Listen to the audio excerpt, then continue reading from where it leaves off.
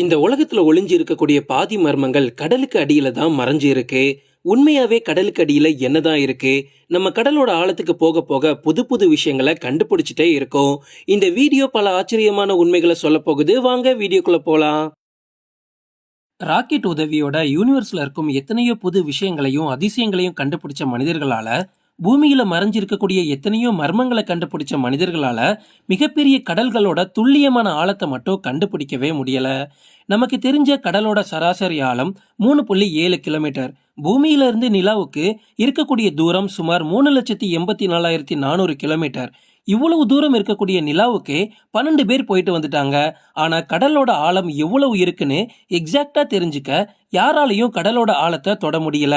நம்ம என்னதான் advance technology உலகத்துல வாழ்ந்திருந்தாலும் கடலை பத்தின மர்மத்துல வெறும் 5% மட்டும்தான் கண்டுபிடிக்க முடிஞ்சிருக்கு. இன்னும் தெரியாத பல விஷயங்கள் இருக்கு. விஞ்ஞானிகளின் கணிப்பின்படி ஒரு காலத்துல பூமி தீப்பந்தம் மாதிரி எரிந்து கொண்டிருந்தது. இந்த சமயத்துல தண்ணீர் நீராவி வடிவத்துல பூமியோட மேற்பரப்புல தங்கி இருந்தது.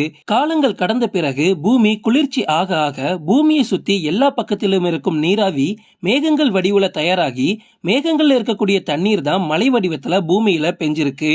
இந்த ப்ராசஸ் பல மில்லியன் ஆண்டுகளா நடந்த பிறகு பூமி குளிர்ச்சியா மாறி இருக்கு. அதுக்கப்புறமா தான் மழை வடிவத்துல வந்த தண்ணீர் நீராவியா மாறாம அப்படியே பூமி மேல இருந்திருக்கு.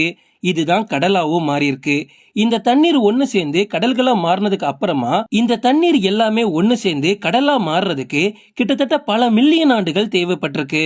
இப்போ நம்ம வாழக்கூடிய இந்த பூமியில 71% வெறும் தண்ணீர் மட்டும்தான் இருக்கு. இந்த பூமியில இருக்கக்கூடிய மொத்த தண்ணீர்ல 95.5% தண்ணீர் கடல்ல மட்டுமே இருக்கு. 1.7% தண்ணீர் ஐஸ் வடிவத்திலையும் 1.6% தண்ணீர் பூமிக்கு அடியிலையும் 0.01% தண்ணீர் ஏரியாவும் 0.001% தண்ணீர் நதிகளாவும் இருக்கு. இப்படிதான் இந்த பூமியில இருக்கக்கூடிய தண்ணீர் பிரிக்கப்பட்டிருக்கு. நம்ம எல்லாருக்குமே தெரியும் இந்த உலகத்துல மொத்தமா 5 பெருங்கடல்கள் இருக்கு. புராணங்களின் படி மொத்தமா 7 பெருங்கடல்கள் ஆச்சு அப்படின்னு நீங்க கேட்கலாம். அதுக்கு காரணம் பசிபிக் பெருங்கடலை Western Pacific Ocean, Eastern Pacific Ocean ரெண்டா பிரிச்சாங்க. அதே மாதிரி அட்லாண்டிக் ஓஷனையும் Western Atlantic Ocean, Eastern Atlantic Ocean 2 பாகமா பிரிச்சாங்க. இததான் புராணங்கள்ல போட்டிருக்காங்க. மத்தபடி இந்த உலகத்துல இருக்கிறது 5 பெருங்கடல்கள் மட்டும்தான். இதுல பசிபிக் ஓஷன் தான் ரொம்ப பெருசு. நம்ம பூமியில இருக்கக்கூடிய 71% தண்ணீர்ல 30% தண்ணீர் இந்த பசிபிக் ஓஷன்ல மட்டுமே இருக்கு. அதே போலதான் தண்ணீர்ல வாழக்கூடிய உயிரினங்கள்ல சுமார் 95% இந்த பசிபிக் ஓஷன்ல தான் இருக்கு. ஒவ்வொரு வருஷமும் கிட்டத்தட்ட 2000க்கு அதிகமான புது புது உயிரினங்கள் பசிபிக் ஓஷன்ல விஞ்ஞானிகள் கண்டுபிடிக்கிறாங்க. சாதாரணமா சூரிய வெளிச்சம் கடலோட 100 மீட்டர் ஆழத்துக்கு மட்டும்தான் போகும். அதுக்கப்புறமா போக போக அங்க சூரிய வெளிச்சம் குறைஞ்சிக்கிட்டே வரும். இதுவே 1 கிலோமீட்டர் தாண்டி ஆழமா போயிட்டோம் அப்படின்னா அங்க சுத்தமா வெளிச்சமே இருக்காது. அதை தான் நம்ம இருண்ட டீப் சி அப்படின்னு சொல்லுவோம். சாதாரணமா கடல்ல வாழக்கூடிய எல்லா உயிரினங்களும் இந்த மாதிரி 100 மீட்டர் ஆழத்துல மட்டும்தான் அதிகமா வாழும். சில உயிரினங்கள் மட்டும்தான் இந்த டீப் சி வரைக்கும் போக முடியும். பட் இந்த டீப் சீல எந்த ஒரு வெளிச்சமும் கிடையாது, மரண இருட்டா இருக்கும். அங்க எப்படி உயிரினங்கள் வாழுது அப்படின்ற ஒரு டவுட் கண்டிப்பா உங்களுக்கு வரலாம். உண்மையை சொல்லணும் அப்படின்னா இந்த உலகம் மிகப்பெரிய ஆச்சரியங்கள் நிறைஞ்சது.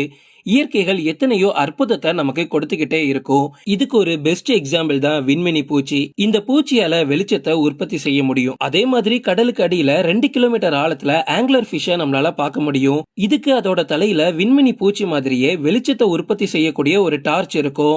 சோ இத லைட் ஃபிஷ்னு சொல்லுவாங்க. இந்த ஃபிஷ்ஷுக்கு மேல இருக்கக்கூடிய இந்த லைட் மூலமா மற்ற உயிரினங்களையும் இதுக்கு தேவையான பாதையையும் இதால பாத்துக்க முடியும்.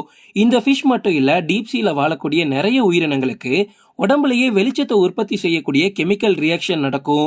பெருங்கடல்களோட ஆழத்தை நம்மளால அளவிட முடியாத அளவுக்கு இருக்கும். பசிபிக் ஓஷன்ல இருக்கக்கூடிய மரைனா ட்ரெஞ்ச் பத்தி கண்டிப்பா நீங்க கேள்விப்பட்டிருப்பீங்க. இந்த பூமியோட ஆழமான பகுதி இதுதான்.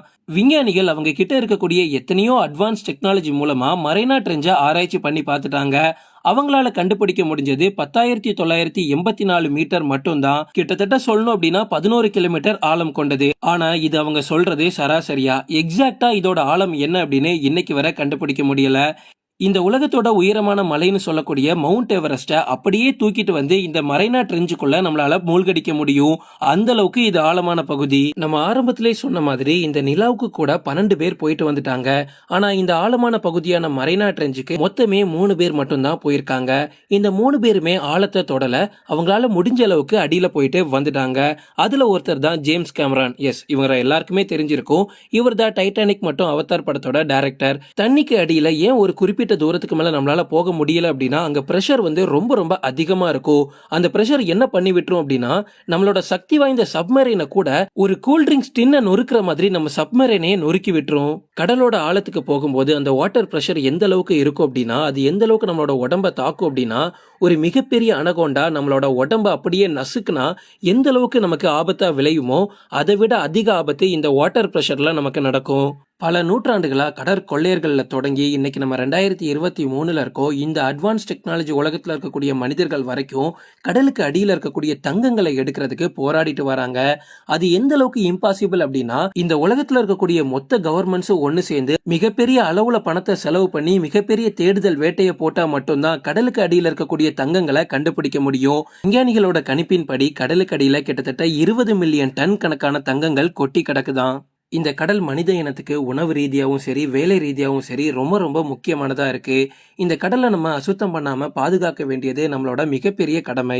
ஓகே ஃப்ரெண்ட்ஸ், இன்னைக்கு வீடியோ இவ்வளவுதான். இந்த டீப்சியை பத்தி இன்னும் நிறைய மர்மங்கள் இருக்கு. இதை பத்தி தெரிஞ்சுக்க பார்ட் 2 வீடியோ வேணுமான்னு கமெண்ட்ல சொல்லுங்க. தேங்க்ஸ் ஃபார் வாட்சிங். இந்த வீடியோ உங்களுக்கு பிடிச்சிருந்தா லைக் பண்ணுங்க, கமெண்ட் பண்ணுங்க, ஷேர் பண்ணுங்க. மறக்காம நம்ம சேனலுக்கு சப்ஸ்கிரைப் பண்ணுங்க. பக்கத்துல உள்ள பெல் பட்டனை கிளிக் பண்ணுங்க.